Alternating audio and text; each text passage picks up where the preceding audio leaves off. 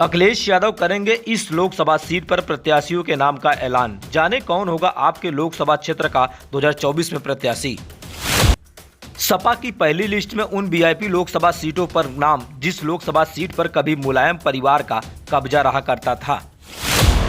अखिलेश यादव ने भाजपा नेताओं की धड़कनें बढ़ा दी है। शिवपाल यादव समेत पुराने नेताओं को इस बार सपा देगी लोकसभा चुनाव में तवज्जो। जाने 2024 लोकसभा चुनाव में कैसे मोदी लहर पर लगाएगी सपा ब्रेक। इन लोकसभा सीट पर चुनाव लड़ेंगे सपा के ये बड़े नेता।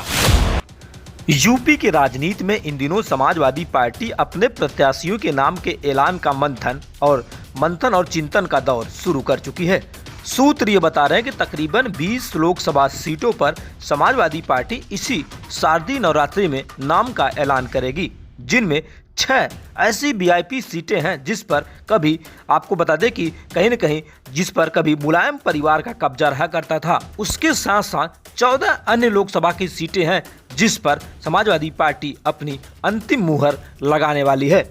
जाने आपके लोकसभा क्षेत्र से कौन होगा समाजवादी पार्टी या कहें इंडिया गठबंधन की तरफ से प्रत्याशी, क्योंकि जिस तरीके से सपा सुप्रीमो अखिलेश यादव ने पहले ही ऐलान कर दिया था कि शारदीय नवरात्रि में तकरीबन 20 लोकसभा सीटों पर नाम का ऐलान की मुहर लगेगी। तो उन मुहरों पे हम बात करें तो सबसे ऊपर नाम आता है अखिलेश यादव का, जो कि कन्नौज से लोकसभा सीट चुनाव लड़ने की चर्चा है। वहीं मैनपुरी से डिंपल यादव, तेज प्रताप यादव बदायूं लोकसभा सीट से, और सबसे अहम और सबसे खास लोकसभा का सीट जिस तरीके से देखा जाए तो पूर्वांचल का लोकसभा सीट। जी हाँ, हम बात कर रहे हैं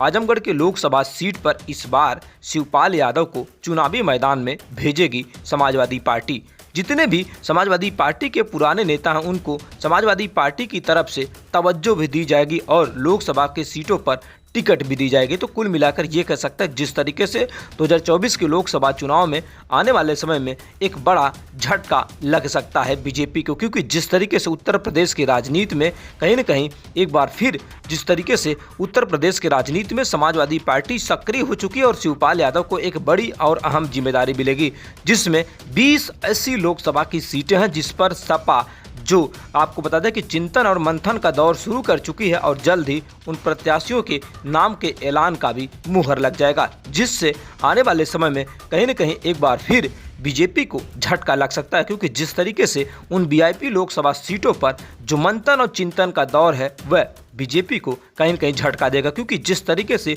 समाजवादी पार्टी ने जमीनी मुद्दे को पकड़ा है, जिससे आने वाले समय में कहीं न कहीं महंगाई, शिक्षा, बेरोजगारी, तमाम उन चीज़ों को लेकर लगातार समाजवादी पार्टी मुखरता से बीजेपी पर हमला कर रही है और उन्हीं सवालों के जवाब में 2024 के लोकसभा चुनाव में आने वाले समय में चुनावी सरगर्मी तेज हो सकती है। लेकिन सपा